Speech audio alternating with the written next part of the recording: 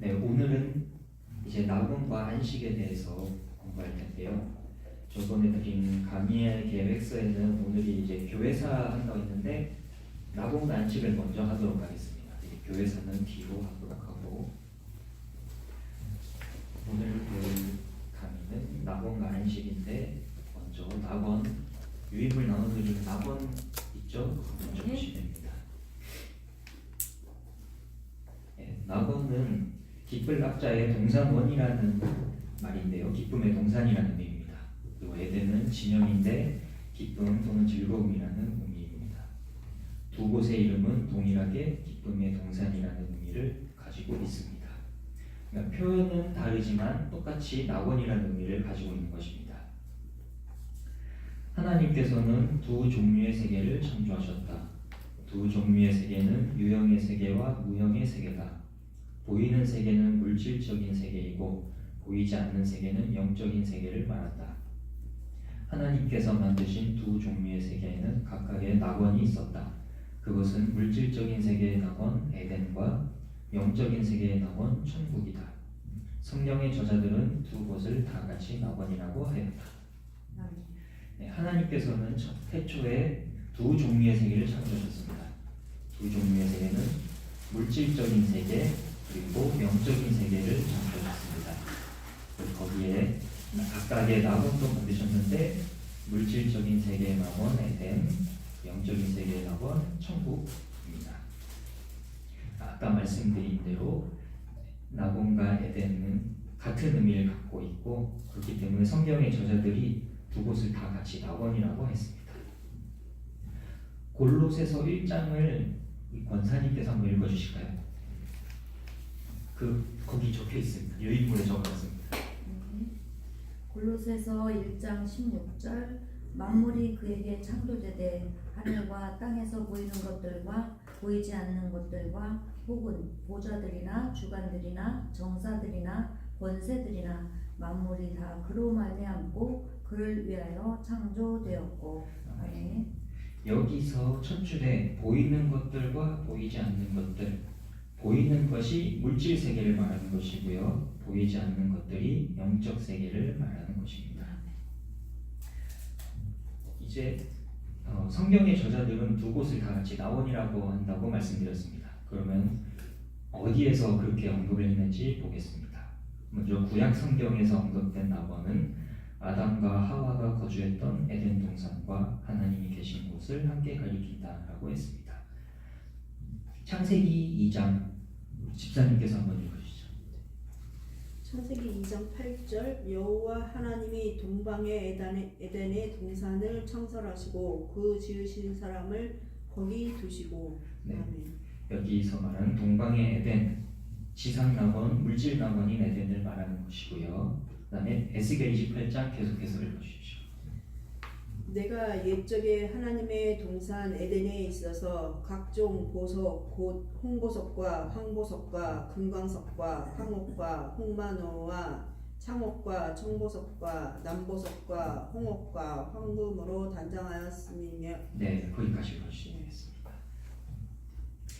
네, 여기에 하나님의 동산 에덴에라고 해서 에덴 동산인가 할 수 있는데 뒤에 설명한 것을 보면은 설명한 묘사를 보면은 에덴 동산 같지는 않죠. 천국인 것 같죠. 네. 이 하나님 동산 에덴이라고 했지만 천국 낙원을 말하는 것입니다. 그리고 다음으로 신약 성서에서 언급된 낙원 보겠습니다. 신약 성서에서 언급된 낙원은 예수님께서 회개한 강도에게 네가 오늘 나와 함께 낙원에 있으리라라고 약속하신 곳, 부활하신 예수님이 가신 곳과 사도 바울이 주의 환상과 계시로 경험한 셋째 하늘, 그리고 사도 요한이 언급한 하나님의 낙원도 역시 구원받은 성도들이 사후에 가는 곳으로 하나님의 나라 천국을 말한다. 신약 성경에서 언급된 낙원은 세 군데가 나오는데요. 첫 번째로 예수님이 언급하신 낙원, 그리고 사도 바울이 언급한 셋째 하늘, 그리고 사도 요한이 언급한 낙원, 이렇게 세 군데가 나옵니다. 누가복음 23장 권사님께서 한번 읽으시죠. 누가복음 23장 43절 예수께서 이르시되 내가 진실로 내게 이르노니 오늘 내가 너와 함께 낙원에 있으리라 하시니라. 네. 아멘. 여기에 있는 낙원, 바로 천국 낙원을 말하는 것을 바로 알 수 있겠습니다. 그리고 고린도후서 계속해서 읽어주십시오. 고린도후서 12장 2절에서 4절. 내가 그리스도 안에 있는 한 사람을 아노니 14년 전에 그가 셋째 하늘에 이끌려 간지라. 그가 몸 안에 있었는지 몸 밖에 있었는지 나는 모르거니와 하나님은 아시느니라. 내가 이런 사람을 아노니 그가 몸 안에 있었는지 몸 밖에 있었는지 나는 모르거니와 하나님은 아시느니라. 그가 낙원으로 이끌려가서 말할 수 없는 말을 들었으니 사람이 가히 이르지 못할 말이로다. 아멘. 아멘. 이것은 이제 사도 바울이 경험한 환상인데요. 여기서 사도 바울이 천당 갔다 온 얘기를 합니다. 사도 바울이 셋째 하늘에 갔다 왔는데 그곳 셋째 하늘 상층천을 갔다 왔는데 그것을 낙원이라고 얘기했습니다. 계시록 2장 7절. 귀 있는 자는 성령이 교회들에게 하시는 말씀을 들을지어다. 이기는 그에게는 내가 하나님의 낙원에 있는 생명나무의 과실을 주어 먹게 하리라. 네, 여기서 첫 번째 줄 끝에 이기는 그에게는 구원받은 성도들을 말하는 것이고요. 그 성도들이 가는 곳이 어디냐? 낙원이라고 합니다. 천국을 말하는 것이고요. 생명나무의 과실을 먹게 한다는데 에덴인가 할 수도 있겠지만 천국을 말하는 것입니다. 네, 다음 3페이지 보겠습니다. 혹시 속도가 빠른가요? 아니요, 좋아요. 네. 이제 두 곳의 낙원에 대해서 좀 더 자세하게 보겠습니다. 두 곳의 낙원. 하나님께서는 동방의 에덴에 동산을 창설하시고 아담이 살게 하셨다. 에덴은 아담이 거주하기에는 부족함이 없는 최적의 환경과 여건이 갖추어진 안전한 동산이었다. 에덴은 풍족하고 풍성한 동산이었다. 또 하나의 낙원인 하나님의 나라는 영적인 존재의 낙원이다. 그곳은 하나님께서 계신 곳이며 영적 존재들이 있는 곳이다. 그리고 구원받은 성도들이 가게 될 곳이기도 하다. 네. 서두에 말씀드린 것처럼 두세 개의 각각 낙원을 만들었는데요. 동방의 에덴에는 아담이 살고 있었고 그 에덴은 아담이 거주하기 부족함이 없는 최적의 환경이었습니다. 그리고 또 하나 영적 존재의 낙원 천국에는 하나님이 계시고 영적 존재들 천사들이 있는 곳이고 그리고 구원받은 성도들이 가게 될 곳입니다. 창세기 2장 9절 한번 집사님께서 읽어주시죠. 여호와 하나님이 그 땅에서 보기에 아름답고 먹기에 좋은 나무가 나게 하시니 동산 가운데에는 생명나무와 선악을 알게 하는 나무도 있더라. 여호와 하나님이 그 사람에게 명하여 가라사대 동산 각종 나무의 실과는 너가 임의로 먹되 선악을 알게 하는 나무의 실과는 먹지 말라. 너가 먹는 날에는 정령 죽으리라 하시니라. 아멘. 네, 요 구절은 에덴 동산이 얼마나 풍족한지 알 수 있습니다. 그 땅에서 보기에 아름답고 먹기에 좋은 나무가 나게 하시니 먹음직스럽고 맛도 있는 과실을 맺는 나무들이 계속 자라나는 곳입니다. 그리고 거기에는 생명나무와 선악을 알게 하는 나무도 있습니다. 그런데 에덴 동산에 있는 모든 것을 마음껏 누려도 되지만 딱 하나 지켜야 할 게 있었습니다. 바로 선악과를 먹지 않는 것이죠. 선악과를 먹으면 왜냐하면 선악과를 먹게 되면 죽기 때문입니다. 말씀에 순종해서 선악과를 먹지 않으면 계속 살 수 있고 불순종해서 선악과를 먹게 되면 죽는 것이죠. 이게 신학 용어로 행위 언약이라고 합니다. 근데 이 행위 언약에는 약점이 한 가지 있습니다. 순종을 하면은 구원하신다는 약속은 있지만 불순종했을 때 회개를 하면 용서해 주시겠다는 약속은 없는 것입니다. 그것이 행위 언약의 약점이라고 할 수 있겠습니다. 다음으로 에덴 동산에 대해서 좀 더 자세하게 보겠습니다. 에덴 동산은 불완전하였다. 물질적이어서 임시적인 장소였다. 공간적으로는 인간이 지속적으로 생육하고 번성하게 되면 오래지 않아 수용의 한계를 맞게 되는 공간이었다. 성경에서 묘사된 에덴 동산은 지구의 작은 한 부분만 차지하는 규모였었다. 그리고 지구 전체가 낙원처럼 된다고 할지라도 오래지 않아 지구는 인류를 수용하지 못하게 되어 부득이 또 다른 공간이 요구되는 여건이었다. 환경적으로는 하나님이 만드신 지상의 낙원은 아담이 거주하기에 부족함이 없는 곳이었지만 주위 환경이 천국과 같이 완전하지 못한 곳이었다. 낮과 밤이 있고 인간을 유혹하는 뱀과 아담의 자유의지를 시험하는 선악과가 있었다. 에덴 동산은 본질적으로 불완전한 곳이었습니다. 왜냐하면 물질적이어서 임시적인 장소였기 때문입니다. 왜 물질적이어서 임시적이냐? 물질은 필연적으로 시간이 갈수록 부패해지고 썩어지기 때문입니다. 그리고 에덴 동산은 공간적으로 한계가 있습니다. 지금 당장 아담과 하와가 둘이 살기에는 넉넉한 공간이지만 점점 생육하고 번성하고 사람이 늘어날수록 그 공간의 수용의 한계를 맞게 됩니다. 또한 환경적으로도 불안정했습니다.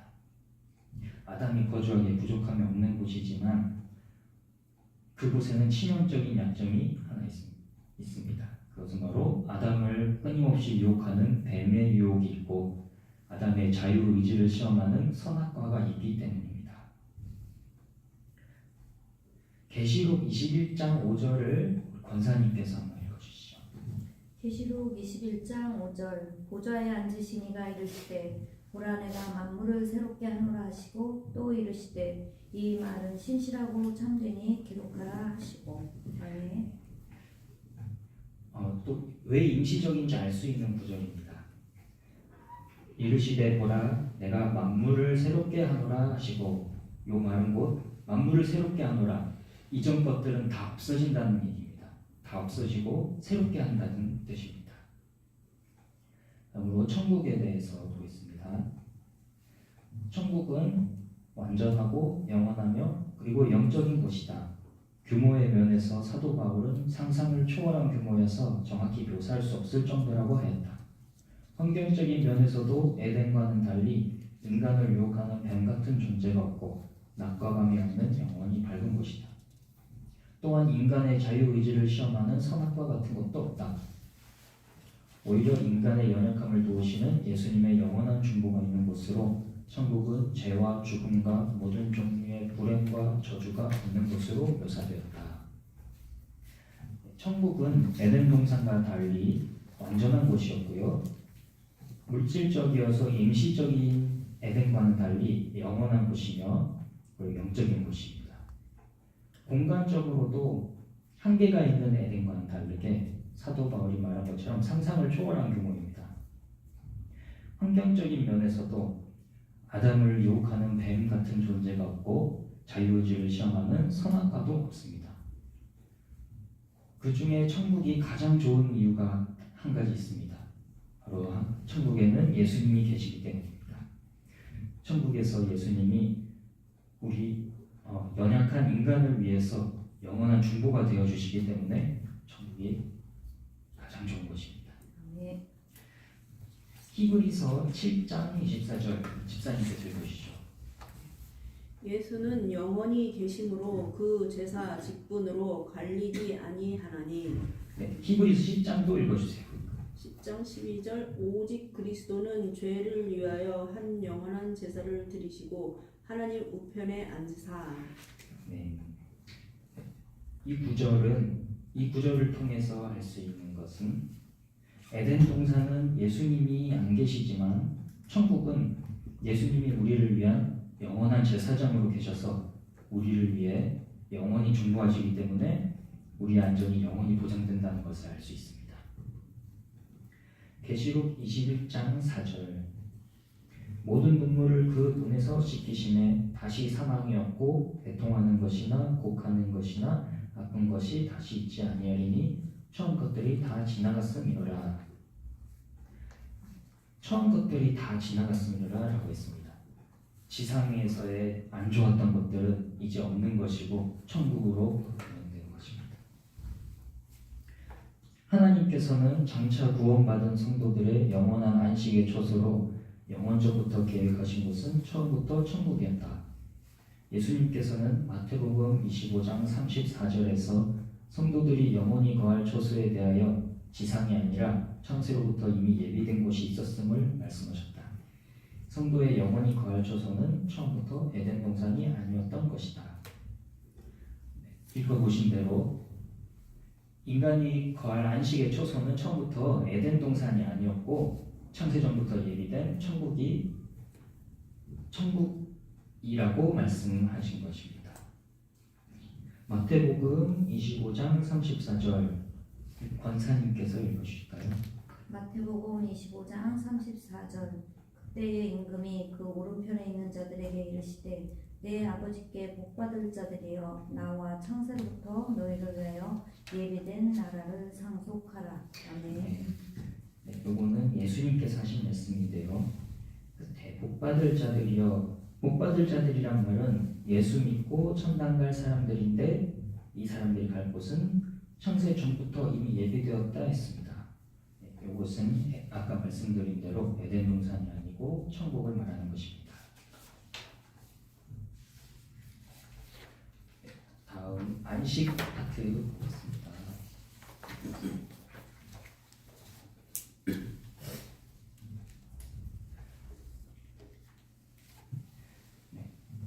안식.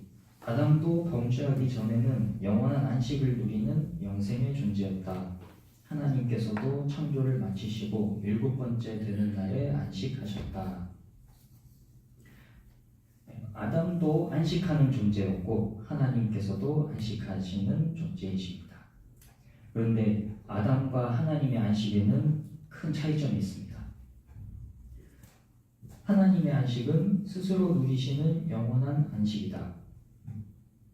출애굽기 3장 14절 집사님께서 읽어주시죠.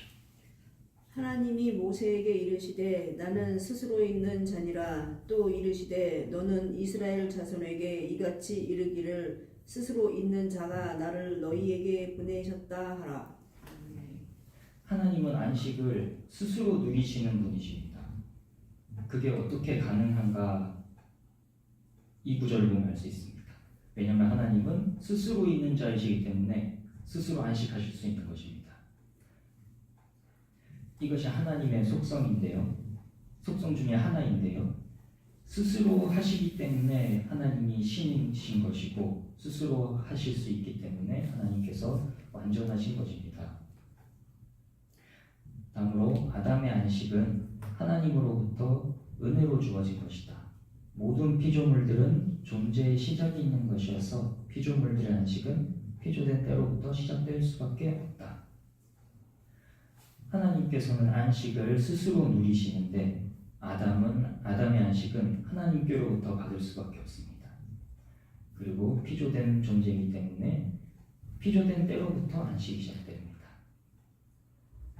사도행전 17장 25절 권사님께서 읽어주십시오.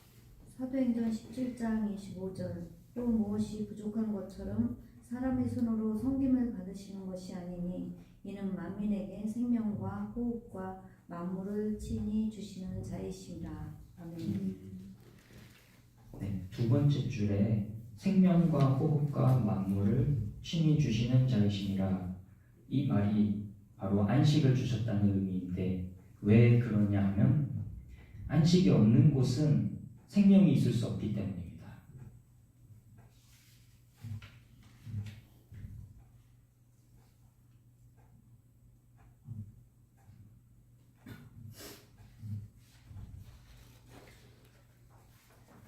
이 페이지 넘어가겠습니다.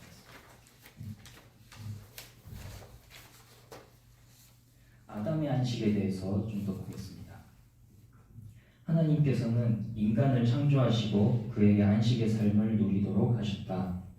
이처럼 하나님께서 창조하신 원래 상태의 아담의 삶은 안식의 삶이었다. 그러므로 원래는 우리도 안식을 누리는 것이 정상이다. 지금처럼 죄악 세상에서 안식을 누리지 못하고 살아가는 것은 비정상적인 것이다. 하나님께서는 아담을 본래 안식을 누리는 존재로 창조하셨습니다. 그러므로 우리도 원래는 안식을 누리고 살아야 하는 존재인데 지금처럼 안식을 누리지 못하는 삶은 사실은 비정상적인 삶인 것입니다. 아담은 감당해야 할 사역들이 있었다. 그것은 생육과 번성하는 것, 땅을 채우는 것, 땅을 정복하는 것, 모든 생물을 다스리는 것, 그리고 에덴 동산을 지키는 것들이다. 아담은 에덴에서 안식을 누리고 있었는데 안식을 누린다고 해서 아무것도 하지 않고 쉬고 놀고만 있던 것은 아닙니다. 하나님께서 명령하신 문화 명령을 지켜야 하는 것이었습니다. 창세기 1장을 집사님께서 읽어주십시오. 창세기 1장 26절에서 28절.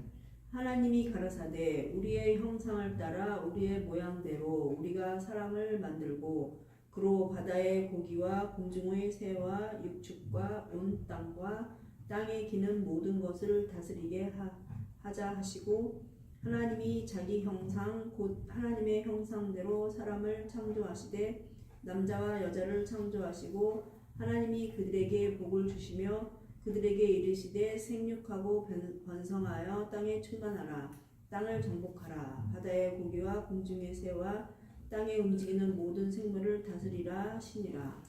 네, 문화 명령이 어떤 것인지를 알 수 있는 구절이었습니다. 생육하고 번성하라고 하였습니다. 땅에 충만하라고 하셨습니다. 지금 저희 대한민국 시대는 저도 그렇고 아이를 잘 낳지 않는 안 낳거나 조금 낳거나 그러고 있는데 사실은 아이들을 많이 낳아야 하는 것입니다.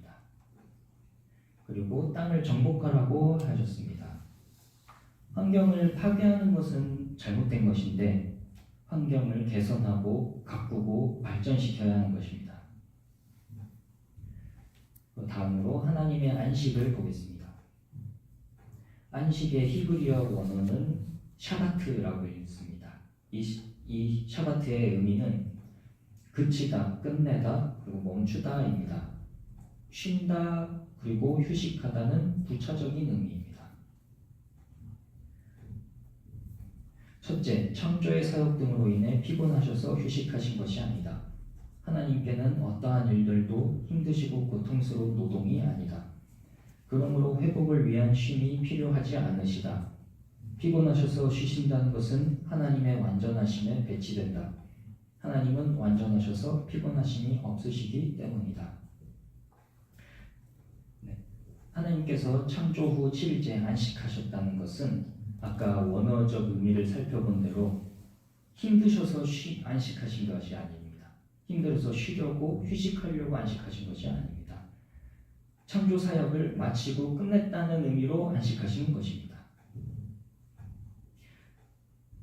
시편 121편 집사님께서 읽어주십시오. 시편 121편 3절에서 4절.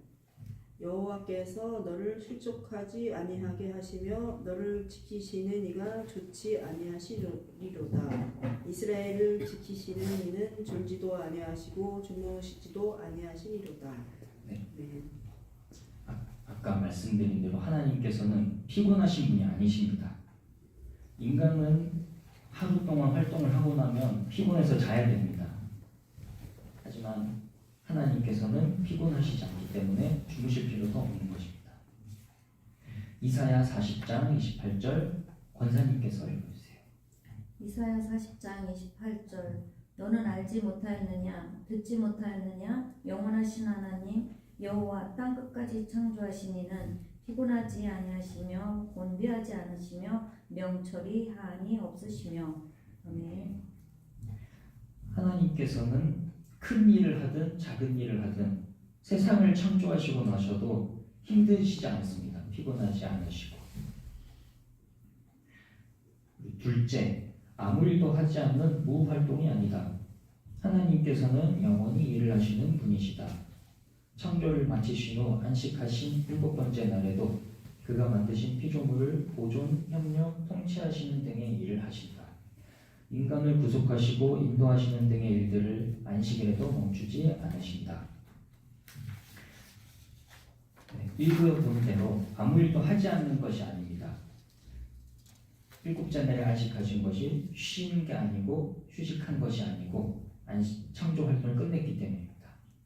하나님께서는 영원히 안식하시는 동시에 영원히 일을 하시는 분이십니다.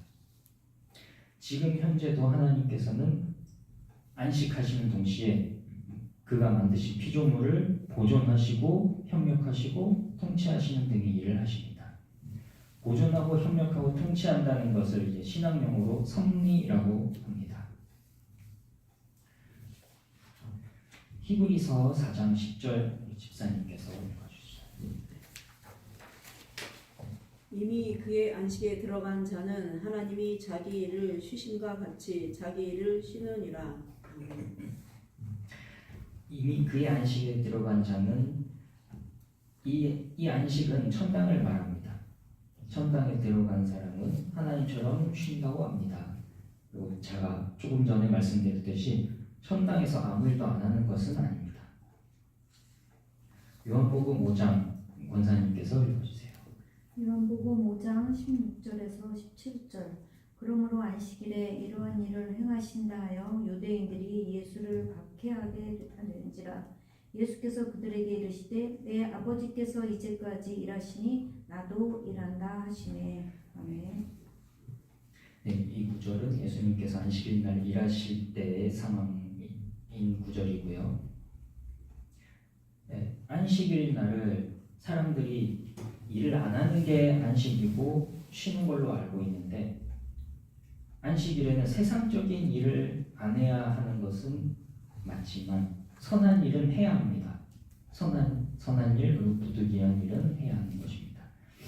안식일의 참 의미는 일을 안 하는 게 아니라 안식일의 참 의미는 선한 일을 하는 게 참 의미입니다.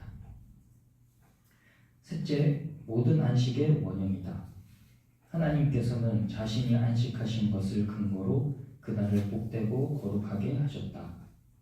그것은 구원받은 성도가 가게 될 천국도 결국 하나님의 안식이기 때문이다. 하나님의 안식은 모든 안식의 원형입니다. 하나님은 창조를 마치고 일곱째 날 안식을 하고 그 날을 복주시고 거룩하게 하셨습니다. 그 날은 특별한 날이 되었는데 예수 믿는 사람들이 결국 갈 곳은 어디냐? 하나님의 안식입니다. 그래서 하나님의 안식이 복되고 거룩한 날이 되는 것입니다. 창세기 2장 2절부터 3절을 읽고 강의를 마치도록 하겠습니다. 하나님이 지으시던 일이 일곱째 날이 이를 때에 마치니 그 지으시던 일이 다음으로 일곱째 날에 안식하시니라. 하나님이 일곱째 날을 복주사 거룩하게 하셨으니 이는 하나님이 그 창조하시며 만드시던 모든 일을 마치시고 이날에 안식하셨습니다. 오늘 준비한 강의는 여기까지고요.